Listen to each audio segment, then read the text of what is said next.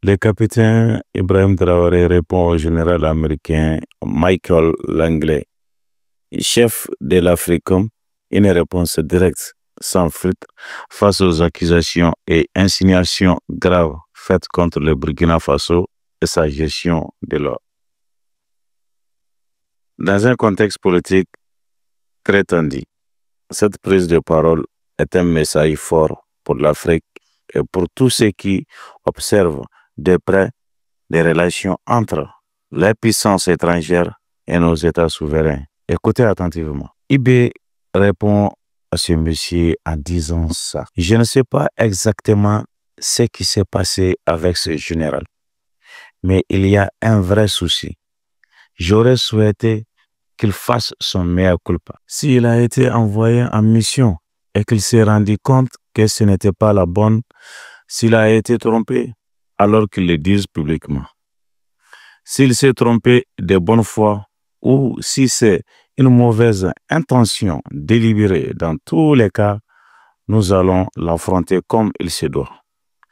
Parce que tout ce qu'il a dit est faux. C'est honteux, franchement honteux, de voir un adulte mentir comme ça. De voir un officier général, un haut gradé mentir, c'est très grave.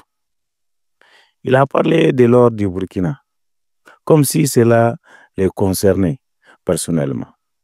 Mais d'abord, l'or du Burkina ne lui appartient pas. Ce n'est pas son or. En quoi cela le regarde? C'est l'or du Burkina Faso, point final. Il a répété plusieurs fois que c'est l'or du Burkina Faso. Oui, c'est vrai. Mais il est un signe qu'on cache des choses, qu'il y a une réserve secrète.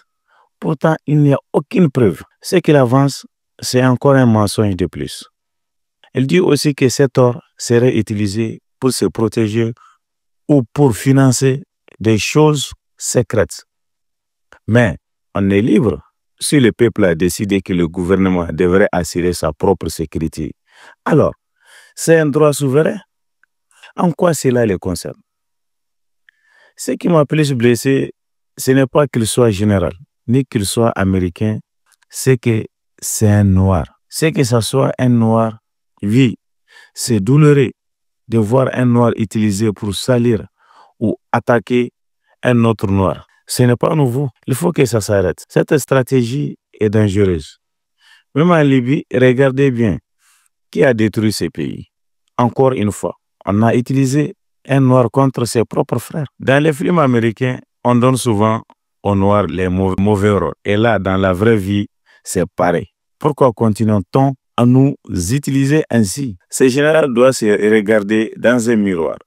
Il doit avoir honte, il doit sortir publiquement et dire « On m'a donné de fausses informations, je regrette ». Il faut qu'il les reconnaisse. C'est possible qu'on lui ait menti, qu'on lui ait donné un faux rapport. Mais dans ce cas, qu'il les dise, qu'il démente publiquement. Et puis, regardez autour de nous. Je prends l'exemple de notre propre voisin, le ministre de la Défense. Il se promène en Turquie pour rencontrer son homologue turc et parler du déploiement de 90 hommes. Et c'est là sans que le peuple soit informé. Quand on voit ce genre de choses, ça fait mal. Quand un noir agit ainsi contre ses propres frères, on ne peut qu'être choqué. Si ce général a été manipulé, alors qu'il sorte et qu'il dise la vérité.